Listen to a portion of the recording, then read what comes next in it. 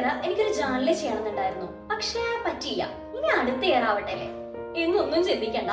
ബിഗിനേഴ്സിന് പറ്റുന്ന നല്ലൊരു ജേർണലായിട്ടാണ് ഞാൻ വന്നിരിക്കുന്നത്. 21 ഡേയ്സ് ഓഫ് സെൽഫ് ലവ്.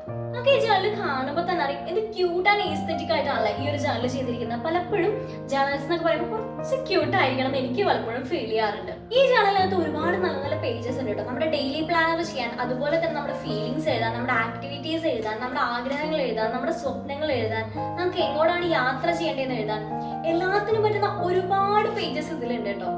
പലപ്പോഴും ബിഗിനേഴ്സിനെ സംബന്ധിച്ച് നോക്കുകയാണെങ്കിൽ അവർക്ക് എങ്ങനെയൊക്കെയാണ് ഒരു പേജസ് ക്രിയേറ്റ് ചെയ്യേണ്ടത്, അതിൽ എന്തൊക്കെ ഇൻക്ലൂഡ് ചെയ്യണം എന്നൊന്നും അറിയുന്നുണ്ടാവില്ല. അപ്പൊ ഇങ്ങനത്തെ ഒരു ബുക്ക് വളരെയധികം ഹെൽപ്ഫുൾ ആണ്.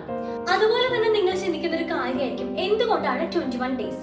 ഒരു ഹാബിറ്റ് ഡെവലപ്പ് ആവാൻ വേണ്ടിയിട്ട് 21 ദിവസമാണ് വേണ്ടത്. ഈ ഒരു ജേർണൽ ചെയ്ത് തീരുമ്പോഴേക്കും ജേർണലിംഗ് എന്ന് പറഞ്ഞ ഹാബിറ്റ് നമ്മുടെ ലൈഫിന്റെ തന്നെ ഒരു ഭാഗമായിട്ട് മാറും. ഇനി എന്നെ പറ്റി പറയുകയാണെങ്കിൽ 2-3 വർഷമായിട്ട് ജേർണലിംഗ് ചെയ്യുന്നതുകൊണ്ട് ഇതിന്റെ ബെനിഫിറ്റ് എനിക്ക് നന്നായിട്ട് അറിയാം. അതുകൊണ്ട് തന്നെയാണ് ഹാമ്പർ ബൈ ഷെസ എന്ന് പറഞ്ഞിട്ടുള്ള ഇൻസ്റ്റാ പേജിൽ നിന്ന് അവർ എനിക്ക് ഒരു ജേർണൽ അയച്ചപ്പോൾ ഡെഫിനറ്റ്ലി ഞാൻ റിവ്യൂ ചെയ്യാമെന്നും പറഞ്ഞത്. സോ ഞങ്ങൾ ബിഗിനേഴ്സ് ആണ്, ഞങ്ങൾക്ക് ഇതുപോലെ തന്നെ ജേർണലിംഗ് സ്റ്റാർട്ട് ചെയ്യണം എന്നൊക്കെ ആഗ്രഹിക്കുന്നവരാണെങ്കിൽ അവരുടെ പേജ് എന്തായാലും ഞാൻ താഴെ കൊടുക്കാം. Please do check it out.